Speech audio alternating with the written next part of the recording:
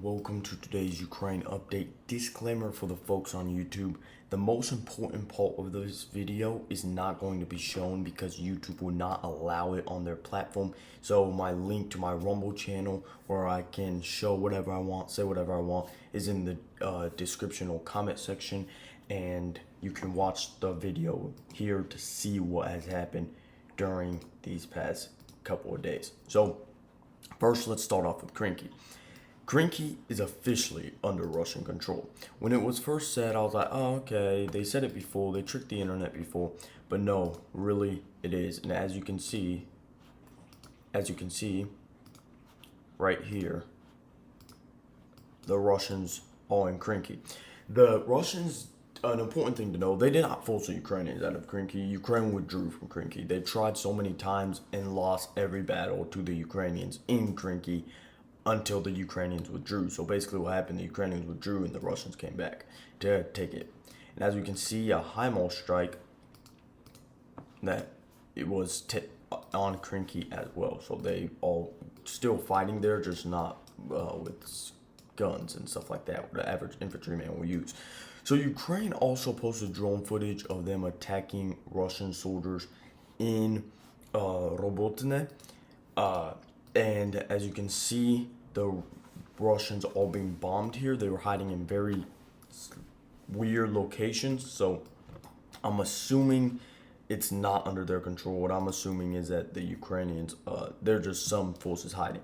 So Ukraine was able to recapture this area that the Russians captured. So like the Russians captured like literally just, I believe it was the day before yesterday.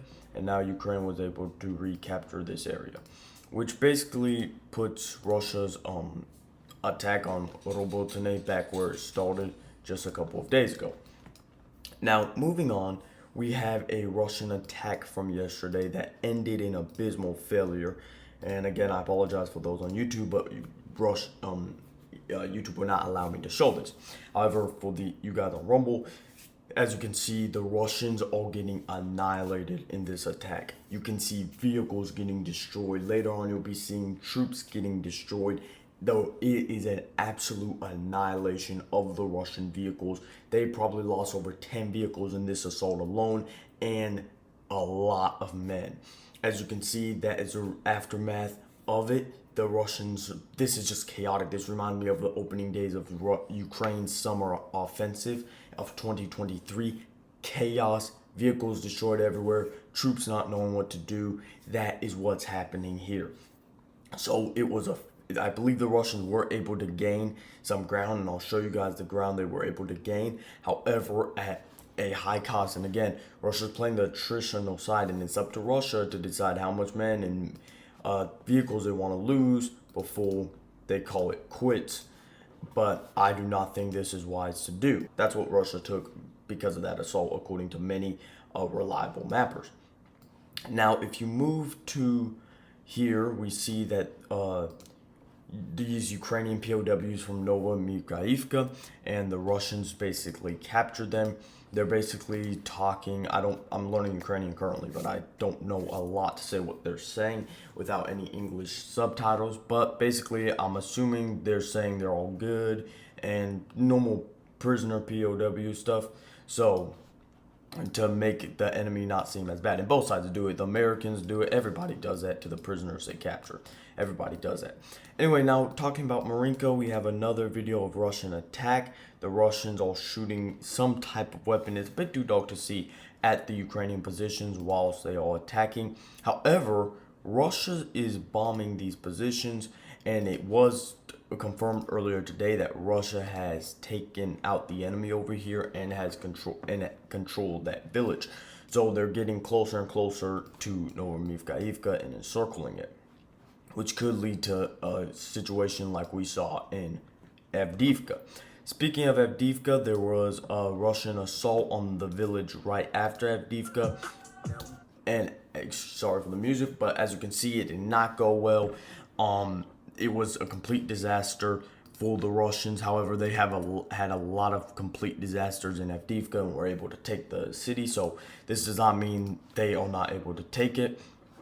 All these videos, I'm going to keep them down because the Ukrainians and Russians usually put music behind their drone footage, and this is a Russian vehicle getting mined. It drives for a bit, then it gets with all these troops. Boom, mine. All those troops are.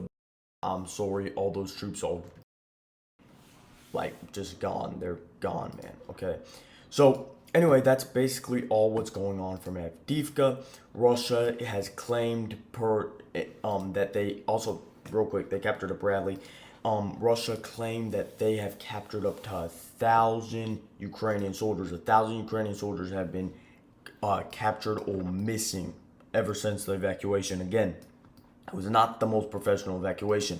It reminded me of the Russians when they were evacuating Kharkiv Oblast during the Ukrainian Kharkiv counteroffensive, and Kherson Oblast during the Ukrainian recapturing of Kherson, the city.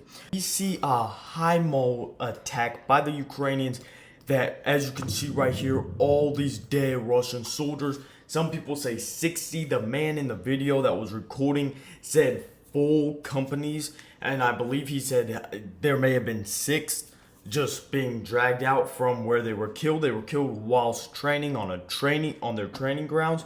These are pictures of it, of all the dead Russian soldiers. So some say 60, some say full companies. Russian companies anywhere from 30 to 100 plus men. So some say 60. It's kind of debatable, but from the video footage alone and photos that you just saw, and again, you can't see this on YouTube because YouTube would never allow me to show it. So click my Rumble for the uncensored version. Link is in the description. So basically for that, and from what we just saw right now, that's around over 60 men. It was 14 kilometers in the from the front lines. Go from the Ukrainian positions to here. That's 14 kilometers. So it was 14 kilometers away from the Ukrainian positions to the Russian positions. Let's try that again. And there it is. Sorry, not 14. 27 kilometers. So around 27 kilometers away from the positions. That is very long, and there's another reason why Ukraine says they need long-range weapons. Now moving on, Iranian soldiers in the Russian army. You can see over here, the Iranian soldiers have the commander of the Iranian Revolutionary Guard before he was killed by American drone attack, and that happened back when President Donald Trump was in office. But as you can see, these are Iranian foreign volunteers with the Russian military. You can see on that man's shirt, flag of and another flag of I believe this is Iranian flag or Russian flag. This could be their group's flag. Sorry that some of the stuff had to be censored, but you guys can go on Rumble, link in the description below, and watch the exact same video for free. And follow me there too, please, because I'm trying to get some attention on Rumble, because YouTube's not the most friendly platform to my work. Anyway, guys, peace.